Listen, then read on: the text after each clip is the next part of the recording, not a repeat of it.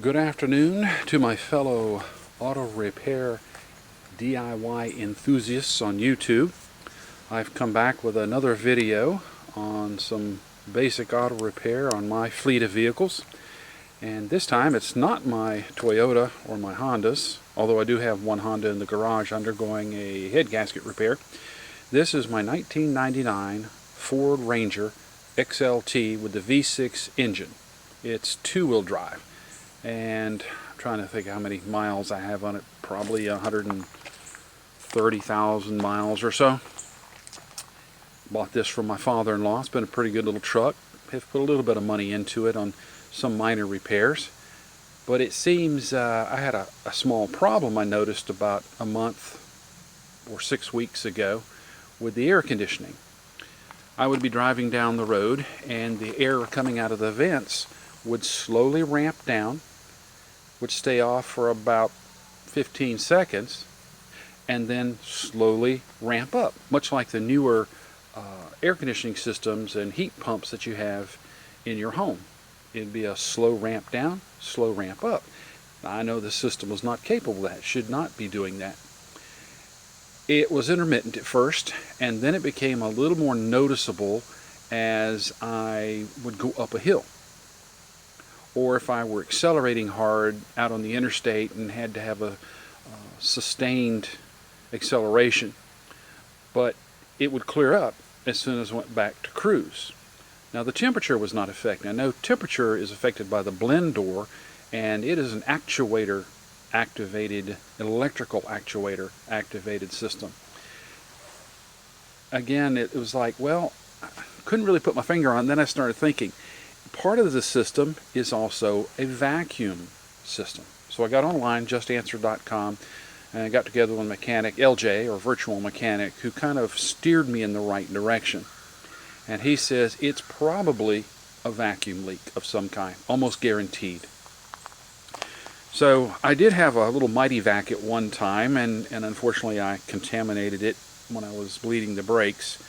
So I had to toss it, and I decided to go ahead and get another Mighty Vac vacuum pump. So I went down to O'Reilly's, picked one up for like $48, tax included, yesterday, the MV8000, so that I could go through each of the lines, because they're vacuum lines, and see if they were cracked or broken. These lines are not your typical black rubber. They're more of a stent, if you've ever seen a stent, very firm, very small.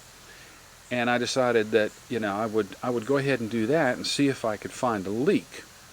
I started looking at the obvious things, and then I thought about it for a second. I said, wait a minute, maybe if I smoke it like a mechanic would do, I might be able to find the leak. So I have my little homemade smoker that I made from, if you can believe it, a plastic canister from Costco that had cashews in it. I lined it with some foil. I had some old 3/8 inch line from a compressor hose and cut off about a 3-foot section. I drilled a hole just large enough to get it in through the top. That's where I would stick my cigar. I'd get the cheap cigars, I don't know, 69 cents, 2 for 99, whatever your preference. I would stick the plastic tip in there, light it up, and the ashes would fall, so therefore I lined it with the aluminum foil. I had a connector that I had from work, what they call a 5-in-1. I then connected it to the brake booster hose. At the same time, how was I going to get the smoke through the system? Well, I had an old nebulizer. My kid was asthmatic when she was younger. I took that tubing and drilled another hole, which was smaller, in the lid too. So once I lit the cigar, screwed the lid on, turned the nebulizer on, it pushed the smoke throughout the system. Now initially I didn't see anything, and for me the best time to do it was at night. And I tried it a couple times. Apparently I got too cheap on the cigars, didn't produce enough smoke. And some people will take a cigar, hook a hose to this thing and blow, inhale a cigar and blow through the system. I'm not a smoker, so I wasn't going to do that. Well, I did notice a little bit of smoke coming up from underneath the air filter box. Now, it's not a completely sealed system. And I said, well, maybe it's there, or under that wheel well is the vacuum reservoir. Now, as theory goes, what happens is, as you, say, climb a hill, the manifold pressure drops. Well, that means this would happen all the time. Well, if you follow the laws of physics, you put in a reservoir, it maintains a vacuum, and as you go uphill, that reservoir keeps that vacuum steady, and you don't have all these changes. So I went and said, well, let's just go look at all the lines. You know, something could become disconnected. Things get brittle. A lot of these things run around heat sources. And so I'm going to take the camera off the stand here, and I'm going to show you how I kind of trace the system. Oh, it also helped. I went and purchased a 1-month subscription, although I think, you know, $25 a year is not bad. I paid $15 or $16 to the Mitchell site, eautorepair.net. I'm sorry. Very clear, very concise, gives you all kinds of directions on how to trace this particular system. To the point, it's step by step. What I did find out, I knew the system had a check valve in it, and as LJ told me, usually these check valves go bad. I kept looking and I kept looking, and the diagram showed you there was a check valve in the system. What the diagram didn't tell you, but I read further in the instructions, is the check valve is actually in the reservoir itself. The reservoir is about the size of a baseball, and it's inside rather than outside. And that's what confused me for a little bit until, if all else fails, read the directions. So let me take this right off the stand here. I'm going to turn it off for a second so you don't get all the shakiness. I'm going to start at the source. Here's your manifold. Now here's the line, 2 lines right here that come off the manifold. Alright, so we have, this is the beginning. One line runs down here, and you see this yellow line, it goes up underneath, and there's an evap valve. So I didn't have to worry about that. I plugged all these things off to check, because I'm talking about the system this way. There's also another line here that runs around the back of the manifold, and that's where I thought the problem might be, because there's a lot of heat generated there. Runs around the back, pops up here, as you can see. It then goes, snakes across. It goes underneath the air filter box, the radiator coolant reservoir, and the washer fluid. So it snakes up under there. Now it then goes to the reservoir, which you have to take the splash shield off. And I made one minor mistake, which I'll tell you about in just a little bit. So take the shield all the way off. When you get up under the car, under the right hood, depending on your model, mine is right there. So you have an inlet hose, which is the black, which is the one that comes from underneath the windshield wiper fluid and coolant reservoir, and you have a white outlet hose. Now the white outlet hose then goes to this connector, and this then runs all the way up to the firewall. At the same time, there is another hose that exits the firewall. So let me go inside and show you what's going on. Now I did drop the glove box a little bit, and inside you're going to see all kinds of components. Now you see the black diaphragm right there? That's a vacuum actuated diaphragm, and that moves up and down according to the setting. Now if you want air from outside, say vent, it will move one direction. If you want to recirculate, like max AC, and you don't want outside air, it moves another direction. Whoops, excuse me, there's my phone reminding me I need to be somewhere. When I sat here and dropped all of this and ran the engine, I would not see the diaphragm move. So again, was it a leak in the diaphragm? Was it a leak in the lines? This line then goes across the plenum, There's a connector there. That connector then runs up to the controls. So I went through and I was tracing everything. Again, I want to tell you in a second where my mistake was. But let me show you what happened when I cranked up the engine. Sorry for the interruption there, but I ran out of battery power. So let's see how this bad boy operates. I am now back in the cab. I've got the engine running. I've pumped up the vacuum, and I believe the system runs about 15 inches of mercury. And if you look where my flashlight is, you can see there's the diaphragm. And as I change the settings, it should move. So right now I'm in the off position. That's vent. That should be AC. And that should be max AC. I got nothing. So that was the part that told me there was a vacuum leak also. Now, is it possible that the diaphragm was bad? Well, yeah, but then again I took my little Mighty Vac and I took the bottom connector off, hooked it up, pumped it up to about 10 or 15, and it moved. That's what I'm going to do next, just to show you that the diaphragm is working. Alright, we'll do the best I can here. It's a one-man show, but down here, if you can see my finger, way up under here is a connector, and that's where the white tubing went to. This is the diaphragm, which will open that air inlet door. So what I'm going to do is I'm going to take my Mighty Vac and pump it up, and let's see if it moves. Yep. As a matter of fact, it's moving like it should. Let me get up under here with the flashlight, and you'll see that the door has opened.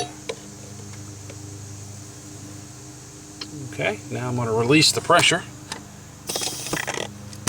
or the vacuum I should say, and you can see the door is closed. So I know that the diaphragm's good. Now I did pump it up and left it there for about 3 or 4 minutes just to make sure there wasn't a slow leak, so I know that there was no leak at all in this case. Well, with that in mind, I traced the lines, I checked them, I went up here to the switch, I checked it, but what I didn't do is check the switch in and by itself. I didn't disconnect the line, and again I checked from here down, but I didn't check the switch itself. I'd have to find some small tubing. I was going to leave that for last, and then I decided, well, the one thing I haven't done is I did not remove the splash shield altogether.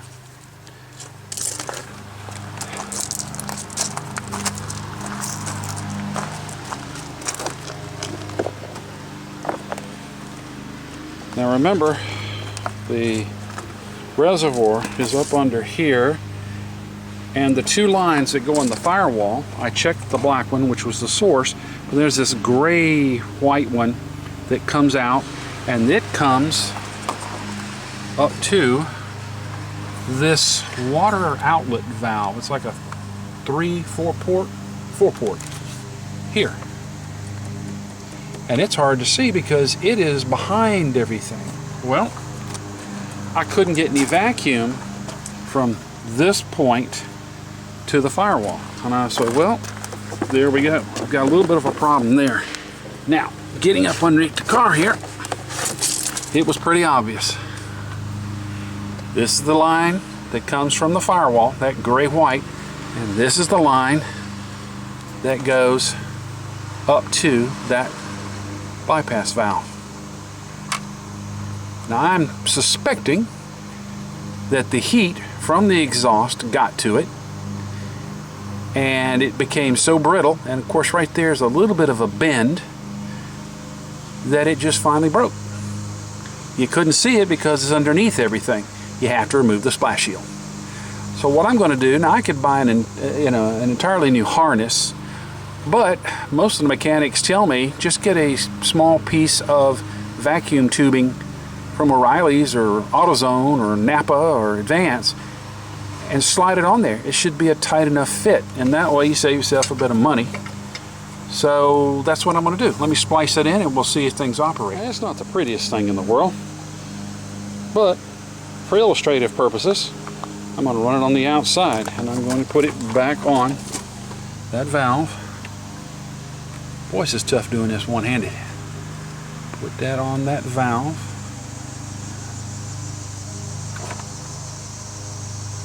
There we go. Now, I should have a complete vacuum at this point. So let's get back in the truck, crank it up, change the settings, and see if that diaphragm works. Alright, let me review this again. So, right now, I am in vent position, which means outside air is coming in.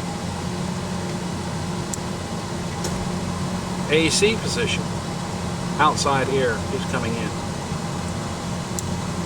Max AC is just another word for recirculate. So when that open, air is coming from the inside, cut off the outside air. And my diaphragm seems to be holding. I went ahead and flipped it to heat. I have no temperature problem. And I checked the vents, the upper, the lower, the defrost, all that seems to work on that side also. So I did a little splicing here. There's the diaphragm there. I went ahead and pushed it in here, and then down here I pulled this a little more on the taut side there. See where my finger is? Pushed it in, pull it up so it doesn't get anywhere near the exhaust. And that way, if it slips out again, maybe I can reach it without having to take that splash shield off. So I just rerouted it a little bit here so it doesn't get near anything hot. So I'm going to crank up the engine, let it run a few minutes, and see if it still holds vacuum. I do believe I have everything back together now, and I don't believe I showed you the little MightyVac MV8000 I got. This is it. Comes with all kinds of attachments. You can check vacuum, you can bleed your brakes, so it's a multi-purpose little tool. I find it very useful.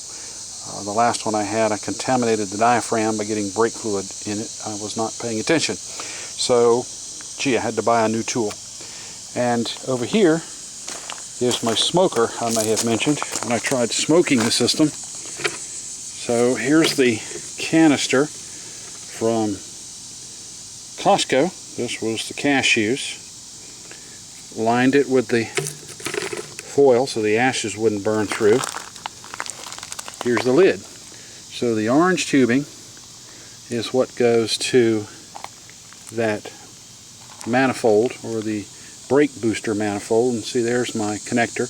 I work in a hospital, so here's what we call a 5-in-1 connector. Happened to be just the right size. Now I could caulk those holes, but I didn't see it necessary. The other tubing is the tubing that will run to the nebulizer. See? Back over here, this is where I stick the cigar. I light it up, close it up, give it a second or two to smoke, hook up the nebulizer, turn it on, and it pushes the smoke through. Again, I think this was less than $5. Most of it's stuff that I have. So again, sometimes homemade is pretty good. If you were to buy one of those professional smokers, you know, if you're a mechanic, it's great, but if you're a DIYer, it's just not worth the money. They run a lot of money. And this is, again, cheap, and it did the job. It found a vacuum leak in the evap system in a friend's Jeep Grand Cherokee last year. And it was enough that it pumped the smoke from the front all the way to the back where his evap canister was. I did not attempt to repair that for him because it was a $65 part. That wasn't the problem. You had to move the gas tank, and I just wasn't going to do that in the dead of winter and do it in my driveway. He's a good friend, but no, not going to do that. So he did take it to a mechanic, and it was about $200 labor to do all that. So maybe, again, this can help you. Some of these ideas got off YouTube, and I just modified accordingly. Okay, now that I've completed the job, I'm going to wrap this up. So what I had was an issue with my air conditioning in my Ranger. It seems that whenever I would go up a hill, or if I had to accelerate, the airflow would decrease. Now the temperature stayed the same, but the airflow would decrease. Once I backed off of the accelerator or I crested the hill, then it stopped. And what I did discover was the fact that one of the vacuum lines had broken in two. And I think it was because the tubing was so brittle because it had been so close to the exhaust after all these years that it became brittle due to the heat exposure. And I'll include this picture in just a second. The easy fix, I could have gotten an entirely new harness, but the easy fix was to go down to O'Reilly's. I picked up some new tubing, some rubber tubing, and was able to slip that over the two areas that had broken in two. That's the easy fix. If you want to do the hard fix or the expensive fix, you could go get an entirely new harness. Now that harness, one end of it fits into the firewall. The other end, one port, which was I believe gray, looks white but it's gray, goes to the diverter valve, and the other one goes all the way over to the vacuum reservoir, which if you remember has the check valve inside of it, not outside of it. And I went ahead and just did the less expensive fix for less than $3. At the age of this truck, it works just fine, and actually after checking with some mechanics, that's what most of them would do. So for less than $2.99, let's say, I was able to fix this. My mistake was when I was tracing these lines, I should have removed that right passenger side splash shield entirely. Because I only removed it partially, I could not see the line that was broken. And it's only, I don't know, 8 bolts. I didn't even have to take the tire off. You may if you want to, it just makes it easier, but I didn't even take the tire off. Once I got that splash shield out, then it was pretty obvious as to what was wrong. And again, I'll insert the photograph. So once it's repaired, it's been at least a week now. Things are running fine.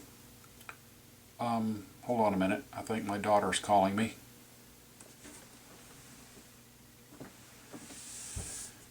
Yeah, something to the effect, Dad, can you take me to the mall with my friends?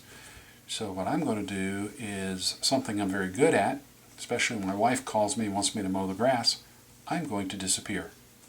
I hope this helps, and check out my channel, Tom2RN, and you'll see I have several other videos for several other automobiles that I have and some small repairs. Bye.